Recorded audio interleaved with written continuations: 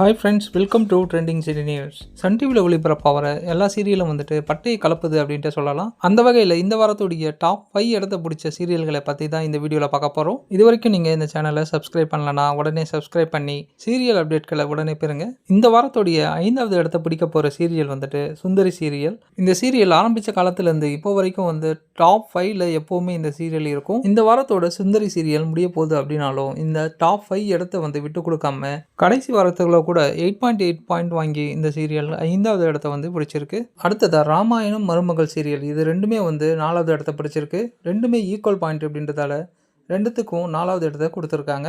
பிரபு ஆதிரிக்கு கல்யாணம் ஆனாலும் அவங்களால சந்தோஷமாக இருக்க முடியல. இந்த ப்ராப்ளம் தான் இந்த சீரியலில் இப்போ போயிட்டுருக்கு. சொல்கிற அளவுக்கு பெருசாக எதுவுமே நடக்கல. அடுத்ததாக 3வது இடத்துல 3 முடிச்ச சீரியல் இருக்குது. இந்த சீரியலில் நந்தினி சுந்தரவல்லி இவங்க 2 பேரை வச்சு கேம் போயிட்டுருக்கு. அதனால் இந்த சீரியல் கொஞ்சம் சூடு பிடிக்க ஆரம்பித்து அதோடைய 3வது இடத்த தக்க வச்சிட்ருக்கு. அடுத்ததாக 2வது இடத்துல டெஃபினட்டாக சிங்கப்பெண்ணை சீரியல் தான் இருக்குது. அன்பு ஆனந்தி லவ் சீன்ஸ் தான் இப்போது பிரம்மாண்டமாக போயிட்டுருக்கு. அதனால் இது தொடர்ந்து 2வது இடத்த பிடிச்சிட்டு வருது. அடுத்ததாக தன்னுடைய முதல் இடத்த தக்க வச்சுக்கிற ஒரே ஒரு சீரியல் கயல் சீரியல் தான்.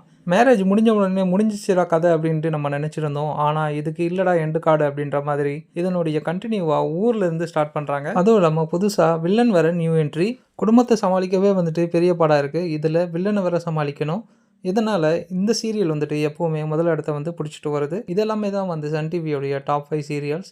இதில் உங்களுக்கு பிடிச்ச சீரியல் எது அப்படின்றத மறக்காமல் கமெண்ட் பண்ணுங்கள். நாம் இன்னொரு நல்ல வீடியோவில் சந்திப்போம். நன்றி, வணக்கம்.